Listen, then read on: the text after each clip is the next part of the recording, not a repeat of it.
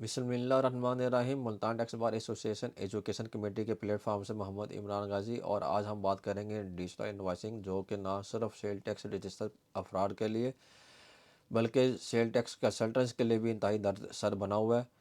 Digital invoicing का concept FBR की जानिब से डाटे की खुद मुख्तारी, शफाफियत और सेल टैक्स के अंदर फ्रॉड के सदबाब करने के लिए मुतारफ कराया गया है। वफाकी टैक्स मोहतसिब के चंद फैसलों के मुताबिक टैक्स फ्रॉड करने वालों ने पराल के स्टाफ और IT विंग के अफसरान की मिली भगत से अरबों रुपए का पाकिस्तान को नुकसान पहुंचाया है। लिहाजा इस फ्रॉड को रोकने के लिए एफबीआर ने SRO 350/2024 मुतारफ कराया, जिसके तहत सिर्फ NXSC सबमिट कराना लाजमी नहीं होगा बल्कि महीने के अंत तक रिटर्न जमा कराना भी जरूरी करा दिया गया। और अगर रिटर्न जमा नहीं कराई गई तो जिस शख्स ने भी NXSC के तहत जारी की गई इनवाइसेस को अपने एनेक्सर ए में क्लेम किया तो वो इनवाइसेस ऑटोमेटिकली डिलीट हो जाती। SRO 350 की वजह से बहुत मुश्किलात आई और मुल्तान टैक्स बार ने इन मुश्किलात को मद्देनजर रखते हुए एफबीआर को तजवीज़ दी कि सेल टैक्स का फ्रॉड अगर रोकना है तो फिक्स IP एड्रेस को मुतारफ कराया जाए। और दूसरे नंबर पर मुल्तान टैक्स बार एसोसिएशन ने तजवीज़ दी कि VPN या फेक IP एड्रेस के जरिए सेल टैक्स के रिटर्न की फाइलिंग को रिस्ट्रिक्ट किया जाए। और तीसरे नंबर पर तजवीज़ दी कि एफबीआर अच्छी और साफ सुथरी प्रैक्टिस के हामिल सेल टैक्स इंटरमीडिएट्स का निजाम मुतारफ कराए जो क्लाइंट्स के बिहाफ पर सेल टैक्स के रिटर्न जमा करा सके। एफबीआर ने मुल्तान टैक्स बार एसोसिएशन की पहली दो तजावीज़ को मानते हुए फिक्स IP एड्रेस और फेक और 2 नंबर VPN के जरिए सेल टैक्स के रिटर्नों की दायरगी को बंद कर दिया और साथ में रियल टाइम सॉफ्टवेयर का भी निजाम मुतारफ कराया ताकि सेल टैक्स की रिटर्न जमा कराते हुए इनपुट और आउटपुट का फर्क पूरा करने के लिए सेल टैक्स के इनवॉइसों का कारोबार बंद हो सके। आज की हमारी प्रेजेंटेशन बेसिकली दो हिस्सों पर मुश्तमिल है। पहले हिस्से में हम इनवॉइसिंग को आसान अल्फाज में समझेंगे कि एफबीआर को डिजिटल इनवॉइसिंग के नाम पर क्या दरकार है, उतना डाटा एफबीआर चाहता है कि उसके पास जाए। दूसरे हिस्से में हम देखेंगे कि सॉफ्टवेयर कौन सा हमने सेलेक्ट करना है। जो मार्केट में अवेलेबल सोल्यूशन है, 90% सोल्यूशन जो है हमारे पास वो क्लाउड सॉफ्टवेयर अवेलेबल है, या फिर 10% ऐसे लोग हैं जो कि डेस्कटॉप सॉफ्टवेयर कस्टमाइज करके दे रहे हैं।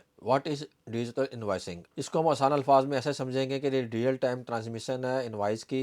इनवॉइस के जो कॉलम है वो section 22 of sale tax act 1990 में लिखे गए हैं। इनवॉइस के डाटे को एफबीआर के पास भेजना है विया API, जो बेसिकली API है एफबीआर की तरफ से प्राल ने हमें दी हुई है। और इसके बदले में जो हमारी इनवॉइस जब प्राल के पास जाएगी तो एफबीआर हमें क्या वापस करेगा, हमें वो एक IRN इनवॉइस रेफरेंस नंबर देगा और साथ QR बार कोड का डाटा देगा। ये दो चीजें हमने बार कोड का डाटा प्रिंट करना है, बार कोड इनवॉइस के ऊपर, और इनवॉइस का नंबर रेफरेंस नंबर देना है। और इसके बाद अगर कोई एरर आ गया है तो वो हमें बताएगा जी कि आपकी इनवॉइस अपलोड नहीं हुई, तो इसको दोबारा किसी दूसरे वक्त पर अपलोड कर दें। तो ये बेसिकली एफबीआर की तरफ से हमें रिटर्न होगा। और साथ में जब हम एक इनवॉइस का प्रिंट निकालेंगे, डिजिटल इनवॉइसिंग का लोगो भी अपने इनवॉइस पर प्रिंट करना है। ये बेसिकली आसान अल्फाज में समझने के लिए कि एक शख्स है जो कि डिजिटल इनवॉइसिंग को जारी कर रहा है, जहाँ से इनवॉइस गई API के पास गई। API एक सॉफ्टवेयर है एफबीआर का जो कि इस इनवॉइस को ऑथेंटिकेट करेगा और उसके बाद एक फिजिकल इनवॉइस डाटा जाएगा एफबीआर के सॉफ्टवेयर में, वहां पर इसको सेव किया जाएगा, इंक्रिप्ट किया जाएगा, साइन किया जाएगा, जो भी एक इसका एक प्रोसीजर है। इनवॉइस नंबर वहां से जारी किया जाएगा और QR कोड दिया जाएगा। और साथ ही जो सेलर है उसका NXSC ऑटोमेटिकली वहां पर इसमें एंट्री अपडेट हो जाएगी और जो बायर है उसके NXSC A में भी एंट्री ऑटोमेटिकली अपडेट हो जाएगी। और फिर एफबीआर के लिए इनवॉइस नंबर वापस जाएगा और इनवॉइस नंबर के साथ API से होता हुआ ये इनवॉइस नंबर और बारकोड का जो मैकेनिज्म है, इसका जो नंबर है उस शख्स को आ जाएगा जिसने इनवॉइस को जनरेट करना है। और फिर अपने कंप्यूटर के जरिए इस इनवॉइस नंबर प्लस बारकोड और एफबीआर का जो डिजिटल इनवॉइसिंग का लोगो है इसको अपनी इनवॉइस के पेज पर प्रिंट करते हुए एक शख्स अपनी इनवॉइस जारी कर देगा। अब सवाल होता है जी कि अरे किस शख्स ने डिजिटल इनवॉइसिंग को इम्प्लीमेंट करना है। इसमें कोई इसी तरह की भी अब कोई रियायत नहीं है। All sale tax registered person in सब ने डिजिटल इनवॉइसिंग को इम्प्लीमेंट करना है, कॉर्पोरेट और नॉन कॉर्पोरेट टैक्स पेयर्स हो, पोर्टर्स हो, चाहे वो पब्लिक कंपनीज हो। अब इनकी डेडलाइन क्या है? Mandatory issuance of digital invoices from public company importers turnover above ₹1 billion के लिए रकम नवंबर 25 थी। टर्नओवर बिटवीन 100 मिलियन से लेकर 1 बिलियन इनके लिए 15 नवंबर थी। और इसी तरह टर्नओवर अप टू 100 मिलियन 1 दिसंबर 2025 थी। और all other remaining registered person इनके लिए 31 दिसंबर 2025 थी, जो कि अब गुजर चुकी है। अब पेनल्टीज ऑन डिफॉल्ट क्या होगा? अगर डिजिटल इनवॉइसिंग को अगर कोई शख्स अपने सॉफ्टवेयर में इम्प्लीमेंट नहीं करता तो फिर उस सूरत में ऑडिट का एक्सपोजर है, disallowance of input tax adjustment भी है और suspension of business processes until compliance, कि आपके बिजनेस को भी ताला लगाया जा सकता है जब तक के डिजिटल इनवॉइसिंग की कंप्लायंस ना कर दी जाए। और पेनल्टी तो 5 लाख रुपए की हर जगह पर वैसे ही खड़ी है। अब सबसे अहम बात रहेगी कि आपका डाटा कौन सा जाएगा। एफबीआर को आपसे चाहिए क्या? इसमें सेलर का एनटीएन वो ऑटोमेटिकली जब सेलर अपनी इनवॉइस जारी करेगा तो एनटीएन चला जाएगा। बायर का एनटीएन, सीएनआईसी, इनवाइस की date, access code, quantity, date, sale tax, total value, province, sales type. Section 22 अभी तक जो आप सेल टैक्स की रिटर्न जमा कराते आए हैं एनएसएससी के तहत, जो डाटा आपने वहां पे पुल पॉइंट्स करना होता है, यही डाटा एफबीआर को चाहिए। इसके अलावा कोई दूसरा डाटा एफबीआर को ना रिक्वायर्ड है, ना ही उन्होंने अभी मांगा है। अब सवाल पैदा होता है जी कि जो हमारे पास सॉफ्टवेयर हाउस वाले आ रहे हैं और डिजिटल इनवॉइसिंग को इंप्लीमेंट कर रहे हैं, क्या वो फुल अकाउंटिंग सॉफ्टवेयर रिक्वायर्ड है? अगर आप किसी की प्रेजेंटेशन सुनेंगे सॉफ्टवेयर हाउस की, तो आपको वो साथ साथ ये भी बताएगा जी कि आपके पास परचेजेस का भी सॉफ्टवेयर होगा, स्टॉक का भी सॉफ्टवेयर होगा, और ऑलरेडी आपके पास एनएसएससी को सबमिट करने के लिए तो अभी हमने पिछले पेज पे बात की है, भी एपीआई के जरिए एफबीआर के रिकॉर्ड में डाटा जाएगा। तो इतना बड़ा सॉफ्टवेयर लेने की जरूरत है नहीं है हमें। सिर्फ इसकी ये वजह है कि हमें जो इनवाइस की जो एंट्री है उसको हमने एपीआई से कनेक्ट करना है, और हमें जो आखिरी चीज चाहिए वो क्यूआर जनरेटर चाहिए, जो कि सॉफ्टवेयर के तहत जब क्यूआर का कोड हमारे पास आए तो एक्सेल की फाइल में भी अगर क्यूआर कोड अगर एफबीआर हमें जारी करेगा तो एक्सेल भी उसको प्रिंट फॉर्म में ला सकता है, और क्यूआर का जो एक फॉर्मेट है उसमें वो जनरेट हो सकता है। तो ये बेसिकली एक्सेल में भी अगर आप सारा काम करेंगे और एपीआई को अगर कनेक्ट कर देंगे एक्सेल के जरिए भी, तो वो भी सफिशिएंट है। फिर बात आती है जी के सॉफ्टवेयर हाउस वाले आपको जो क्लाउड सॉफ्टवेयर है बेसिकली वो आप यूज करते हैं जी कि आपका डाटा 6 साल के लिए हमने सॉफ्टवेयर में अपलोड करना है और सेफ रखना है, क्योंकि एफबीआर को आपका डाटा ये सारा रिक्वायर्ड है। तो ऐसी कोई बात नहीं है। बेसिकली जो क्लाउड सॉफ्टवेयर है उसकी इंस्टॉलेशन के चार्जेस 30,000 से 50,000 इस वक्त मार्केट में चल रहे हैं। प्लस अगर आपकी 100 इनवाइसें हैं तो आपको 3,000 मंथली देना पड़ेगा। अगर आपकी 100 से 1,000 इनवाइसें हैं तो 5,000 तक देना पड़ेगा, और अगर 1,000 से ज्यादा की इनवाइसें हैं तो आपको 10,000 रुपए तक मंथली आपसे डिमांड किया जा रहा है। तो बेसिकली जो क्लाउड सॉफ्टवेयर है वो रिक्वायरमेंट ही नहीं है एफबीआर की। ये सिंपल एक्सेल की फाइल के अंदर भी आप डाटे को सॉफ्टवेयर हाउस के जरिए अगर आप एपीआई कनेक्ट कर देते हैं तो वो भी काफी है। अगर आपके पास ऑलरेडी डेस्कटॉप वर्जन चल रहा है, उस डेस्कटॉप वर्जन में आप अपने एपीआई को एफबीआर के साथ कनेक्ट करने के लिए अपने प्रोग्रामर को कह सकते हैं और वो उसको एपीआई के साथ कनेक्ट कर देगा। जिनके पास सवाल पैदा होता है जी कि अभी तक ऐसा सॉफ्टवेयर नहीं है, ना छोटे ताजर हैं, ना छोटे सेल टैक्स में रजिस्टर अफराद हैं, तो वो क्या करें? तो उनके लिए अहम बात रहे जी कि जो डिजिटल इनवॉइसिंग का जो सॉफ्टवेयर एफबीआर का जो आयरस के अंदर प्रोग्राम है उसमें मैनुअल एंट्री करने का ऑप्शन पहले दिन से मौजूद था, लेकिन वो बाद में ऑप्शन को ओमिट कर दिया गया। तो उस ऑप्शन को बहाल करें। छोटा ताजर अब इस तरह सॉफ्टवेयर हाउसेज के हाथों से ब्लैकमेल हो रहा है, इसको बचाया जाना चाहिए। और ये जो कहा जा रहा है जी कि आपका डाटा हम 6 साल के लिए स्टोर करेंगे, अब इसकी जरूरत ही नहीं है। अभी मैं आगे आपको बताऊंगा कि सर सारा के सारा डाटा एफबीआर अपने पास अब सेव कर रहा है, तो एफबीआर की वेबसाइट से ज्यादा सिक्योर वेबसाइट कौन सी हो सकती है? चाहे कोई सॉफ्टवेयर हाउस का सर्वर ऑस्ट्रेलिया पर है, चाहे न्यूजीलैंड पर है, चाहे दुबई पर है, उसमें हमारा डाटा अगर 6 साल रखा भी जाएगा तो उसका हमें कोई बेनिफिट नहीं है। जो एंट्री मैंने एनएसएससी में कर दी है वो एफबीआर के पास ऑलरेडी सेव है, और अगले 10 साल का 20 साल भी वो सेव रहेगी। और एफबीआर मुझे 16 देता है जी कि मैं उसको ट्रेंड भी चेक कर सकता हूँ, उसको मैनुअली मैं एक एक एंट्री को निकाल के प्रिंट भी निकाल सकता हूँ, और एक उसके अपनी तमाम ट्रांजेक्शन को जो मैंने सेव किए एफबीआर के रिकॉर्ड में उनको भी मैं देख सकता हूँ। तो जब मुझे हर तरह की सहूलत एफबीआर का अपना सॉफ्टवेयर दे रहा है, तो आयरस के अंदर मुझे मेरी एक एक एंट्री मौजूद है, तो मुझे अलग से सिर्फ एनएसएससी का डाटा सेव करने के लिए हर महीने 5 से 10,000 रुपए जो मैं दूं उसकी जरूरत नहीं है। क्लाउड बेस्ड डेस्कटॉप क्या है जी कि लो कॉस्ट है, फुल कंट्रोल है। जो शख्स भी आप सॉफ्टवेयर हाउस वाला आपको देगा वो आपका मुकम्मल कंट्रोल आपके पास होगा, और आप अपने कंप्यूटर पे बैठकर डेली बेसिस पर एंट्री कर सकते हैं। क्लाउड सॉफ्टवेयर में क्या होगा जी कि हाई कॉस्ट है, 30 से 50,000 रुपए इसकी इंस्टॉलेशन फीस है, मंथली फीस अलग ली जा रही है। डिपेंडेंसी और सॉफ्टवेयर हाउस असिस्टेंस, जब तक वो सॉफ्टवेयर हाउस चल रहा है तो आपकी उस पर डिपेंडेंसी है। जैसे ही वो सॉफ्टवेयर हाउस बंद करता है तो बेसिकली ये जो क्लाउड है ये SaaS बेसिकली ये सर्विस थ्रू सॉफ्टवेयर है, और इसमें ऐसा होता है जी कि आपको एक सॉफ्टवेयर जो सर्वर पर रख के दे दिया जाता है, और इस सॉफ्टवेयर के अंदर बैठकर एक शख्स जब टैक्स गुजार अपनी एंट्रियां करेगा तो उस सर्वर में एंट्री सेव होने लग जाएगी। ये सारी की सारी जो एंट्रीज है बेसिकली ये सर्वर का जो मालिक है वो सॉफ्टवेयर हाउस है। अगर सॉफ्टवेयर हाउस बंद हो जाता है और उसकी वो पेमेंट मंथली एनुअल नहीं करता तो वो वेबसाइट ऑटोमेटिकली बंद हो जाएगी। तो सॉफ्टवेयर हाउस के अंदर आपका डाटा जो मौजूद है उस सर्वर के अंदर वो भी ऑटोमेटिकली खत्म हो जाएगा। तो एक ये भी इसका ड्रॉबैक है। सॉफ्टवेयर हाउस वाले आपको क्यों कहते हैं जी कि आप हमारे क्लाउड सॉफ्टवेयर पे आए, की वजह भी रही है कि जी के इंस्टॉलेशन और सेटअप फी उनको मिल रही है। मंथली इनकम मॉडल उनका एक बना हुआ है, वेंडर लॉक इन है, कि जो भी वेंडर है अब उनके जिसके पास 6 महीने साल का डाटा सेव हो चुका है वो आपके पास से अब हिल नहीं सकता। और इसी तरह अगर डेस्कटॉप में हम बात करें तो डेस्कटॉप में किसी वक्त भी अगर सॉफ्टवेयर पसंद नहीं आ रहा, उसमें कोई खामी आ रहा, उसमें कोई प्रॉब्लम आ रही है, तो डाटा जो सेव है उसमें ऑलरेडी सेव रहेगा। वो शख्स अपने पास किसी दूसरे सॉफ्टवेयर हाउस को बुला के भी पुराने डाटे के साथ नया सॉफ्टवेयर भी लॉन्च कर सकता है, इंप्लीमेंट कर सकता है। अब एफबीआर ने एक सोल्यूशन दिया था मेरे मैनुअल इनवॉइस जनरेटर। ये अब इस वक्त देखें अगर सॉफ्टवेयर में जाके आयरस के तो ये अब बटन मौजूद नहीं है। तो basically Multan tax bar association के प्लेटफॉर्म से हम एफबीआर से मुतालबा करते हैं जी कि बटन को इंप्लीमेंट किया जाए। छोटे ताजर भी हैं जिनकी महीने के 10 से 15 एंट्रियां होती हैं और वो क्लाउड बेस्ड सॉफ्टवेयर और डेस्कटॉप बेस्ड सॉफ्टवेयर को इंप्लीमेंट करने के लिए लाखों रुपए खर्च नहीं कर सकते। तो इसलिए ज़रूरी है कि डिजिटल इनवॉइसिंग का यूज़र मैनुअल का पेज नंबर 7 है, उसमें जब ये ऑप्शन मौजूद है तो अब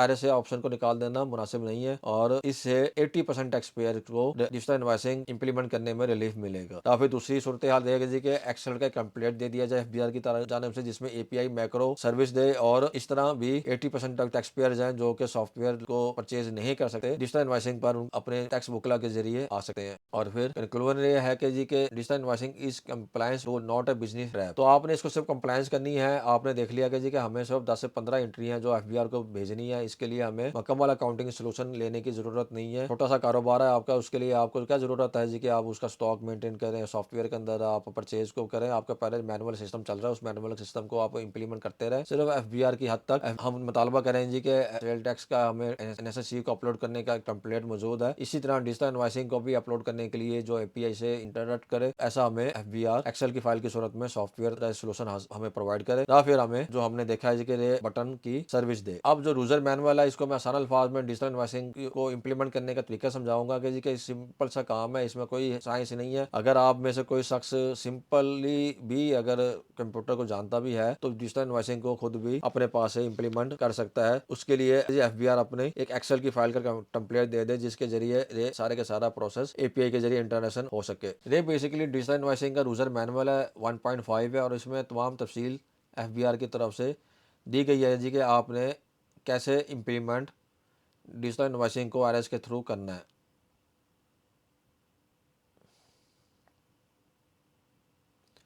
इंट्रोडक्शन है, ऑब्जेक्टिव है, स्कोप है, ये हम बात कर चुके हैं। स्कोप में इसके सिर्फ FBR क्या चाहता है जी कि आपका सॉफ्टवेयर API से इंटीग्रेट हो जाए और जो रियल टाइम इनवॉइसें FBR के पास जानी शुरू हो जाए। और तीसरे नंबर पर वो आपसे क्या चाहता है जी कि कभी कोई प्रॉब्लम आए तो फौरी तौर पर आप पराल की हेल्पलाइन पर कंप्लेंट करें। और ये FBR खुद बता रहा है जी कि सिस्टम आपको क्या फंक्शन देगा। रियल टाइम इनवॉइस मैनेजमेंट होगी और आप व्यू कर सकते हैं daily, monthly, quarterly, seamless integration with FBR broader taxation infrastructure. तो ये सारे की सारी इनवॉइसें आपकी ऑलरेडी वहाँ पे सेव हो रही है, तो फिर आपको क्लाउड बेस्ड सॉफ्टवेयर में इनवॉइसों का डाटा रखने की ज़रूरत नहीं है।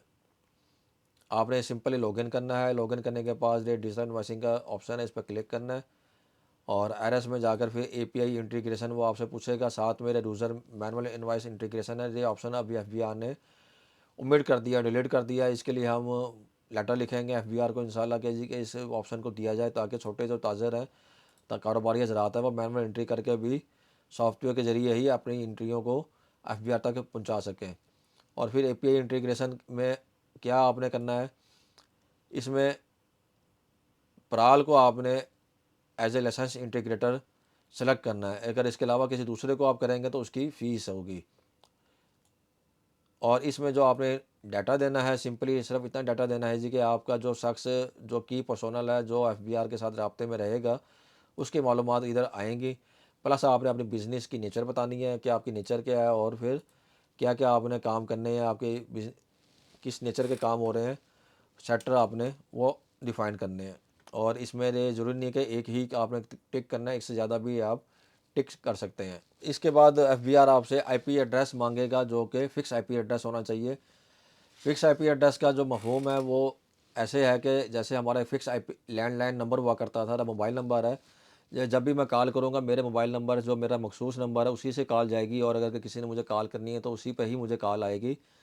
इसी तरह इंटरनेट के लिए भी एक IP एड्रेस होता है जिसको हम इंटरनेट प्रोटोकॉल बोलते हैं। और IP एड्रेस का क्या काम होता है, ये बेसिकली जब भी हम कनेक्ट करते हैं अपने सर्विस प्रोवाइडर के साथ तो उस वक्त जो भी लाइन अवेलेबल होती है वो हमें प्रोवाइड कर दी जाती है और उस लाइन के जरिए हम इंटरनेट से कनेक्ट हो जाते हैं। इसी तरह जो हमारा इंटरनेट सर्विस प्रोवाइडर है वो फिक्स IP एड्रेस मुहैया करने की भी सर्विस देता है जो कि 300 से 500 या फिर 1000 रुपए तक मंथली की बेस पर मिल जाती है। 3 तक IP एड्रेस आप दे सकते हैं। अगर एक वकील का है तो वकील अपना IP एड्रेस फिक्स दे देगा।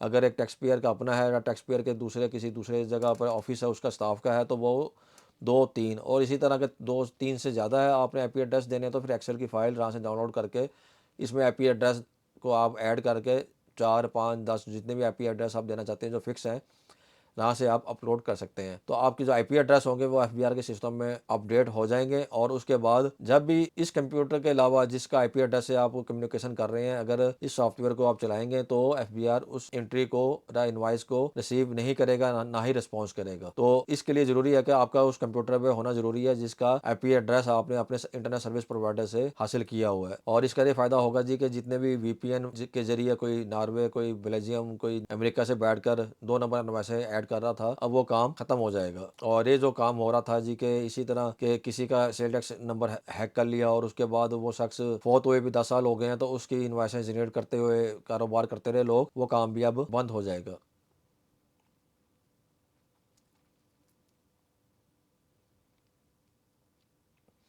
फिर इसके बाद आपके जितने आपने बिजनेस सेक्टर आपने सेलेक्ट किए थे, एक सैंडबॉक्स एनवायरनमेंट है। सैंडबॉक्स का मतलब होता है जी कि अभी ये ट्रायल है आपकी, अभी आपकी एंट्री जो होगी वो एक ट्रायल बेसिस पे होगी, डेमो होगा कि एफबीआर चेक करेगा जी कि आपकी जो एंट्रियां आ रही हैं क्या वो ठीक फॉर्मेट पे आ रही हैं और क्या वो एफबीआर के प्रोटोकॉल्स को मैच करती हैं, एफबीआर के स्टैंडर्ड के मुताबिक हैं। तो आपको सैंडबॉक्स एनवायरनमेंट में रहते हुए ये काम करना है और आपने कुछ इन्वाइसों को अपलोड करना है। अपलोड करते हुए ये ख्याल जरूर करना है जी कि जितने भी आपने सेक्टर सेलेक्ट किए थे उस सेक्टर के मुताबिक आपने एक एक इन्वाइस को सिलेक्ट करना है और इस तरह आपने अपलोड कर देना है। ये देखें अब आपके सेक्टर वाइज इन्वाइसें आपकी अपलोड हो गई हैं। जैसे ही एफबीआर समझेगा जी कि आपकी एफबीआर ये जो इन्वाइसें हैं बिल्कुल ठीक हैं, तो आपको पहले उसने एक सैंड बॉक्स एपीआई दिया था, अब आपको वो प्रोटेक्शन एपीआई का एक नंबर देगा। ये नंबर जो होगा आपका प्रोटेक्शन एपीआई, ये आपने अपने सॉफ्टवेयर में ऐड करना है, प्लस आपका फिक्स आईपी एड्रेस आपने अपने सॉफ्टवेयर में ऐड करना है।